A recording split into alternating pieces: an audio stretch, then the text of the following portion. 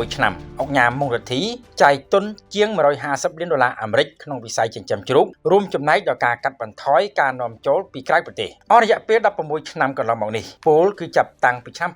2008រហូតមកដល់ពេលបច្ចុប្បន្នអ្នកអង្គការមុងរទ្ធីបានចាយទុនអស់ប្រមាណជា$150 លានអាមេរិកទៅលើការចិញ្ចឹមជ្រូកដើម្បីរួមចំណែកដល់ការនាំចូលជ្រូកពីប្រទេសជិតខាងអ្នកអង្គការមុងរទ្ធីអគ្គនាយកក្រុមហ៊ុនមុងរទ្ធី Group បានរៀបរាប់ពីឧបសគ្គដែលបានជួបប្រទះនៅពេលចាប់ផ្ដើមចិញ្ចឹមជ្រូកនៅក្នុងប្រទេសកម្ពុជា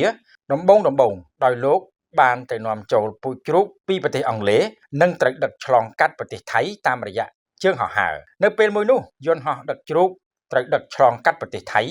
ហើយត្រូវអាជ្ញាធរថៃឃាត់ទុកដើម្បីធ្វើចតុល្យសាស្ត្រធ្វើឲ្យជ្រូកមួយយន្តហោះប្រមាណជាង600ក្បាលត្រូវងាប់ទាំងអស់នៅពេលនោះមានបុគ្គលិកសំខាន់របស់ក្រុមហ៊ុនដែលទទួលខុសត្រូវខាងចិញ្ចឹមជ្រូកបានបាក់ទឹកចិត្តនិងចង់បោះបង់ចោលប៉ុន្តែអ្នកអង្គការបានប្រាប់ទៅពួកគេវិញថាធ្វើសង្គ្រាម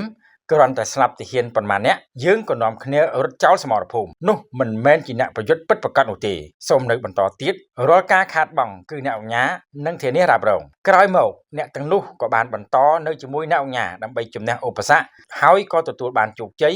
រហូតមកដល់ពេលនេះសប្តាហ៍ថ្ងៃក្រុមហ៊ុនរបស់អ្នកអង្គការបានចិញ្ចឹមជ្រូកពូជសម្រាប់ផ្គត់ផ្គង់ទៅកសិករចិញ្ចឹមយកសាច់លក់ទៅកាន់ទីផ្សារការធ្វើបែបនេះមិនមែនអ្នកអង្គការមិនមានលទ្ធភាពនៅក្នុងការចិញ្ចឹមយកសាច់នោះទេប៉ុន្តែអ្នកអង្គការចង់ឲ្យកសិករខ្មែរមានមុខរបរមានការងារនិងប្រាក់ចំណូលអ្នកអង្គការបានបន្តថាដំបូងឡើយកម្ពុជាយើងជាប្រទេសនាំចូលជ្រូកផ្គត់ផ្គង់លើទីផ្សារនៅក្នុងបរិមាណដ៏ច្រើនក្នុងមួយឆ្នាំប៉ុន្តែចាប់តាំងពីមានការចិញ្ចឹមខ្នាតធំនៅក្នុងប្រទេសបូករួមនឹងកសិករបន្តចិញ្ចឹមធ្វើឲ្យកម្ពុជាអាចផ្គត់ផ្គង់ជ្រូកបានគ្រប់គ្រាន់និងពេលខ្លះ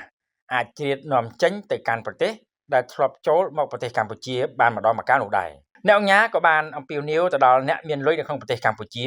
ឲ្យបោះទុនវិនិយោគលើរោងចក្រផលិតចំណីសត្វដើម្បីចូលរួមរក្សាតម្លៃកសិផលរបស់កសិករកម្ពុជានិងអាចផ្គត់ផ្គង់ចំណីសត្វទៅកាន់អ្នកចិញ្ចឹមសត្វនៅកម្ពុជាជាមួយនឹងតម្លៃសមរម្យដូចជាចំណីជ្រូកចំណីមាន់និងចំណីត្រីជាដើមអ្នកអង្គការបានមានប្រសាសន៍ថាការវិនិយោគទៅលើរោងចក្រផលិតចំណីសត្វកាន់តែច្រើននឹងធ្វើឲ្យតម្រូវការវត្ថុធាតុដើមសម្រាប់ផលិតកាន់តែកើនឡើងធ្វើឲ្យកសិផលរបស់កសិករក៏អាចរក្សាតម្លៃបានល្អ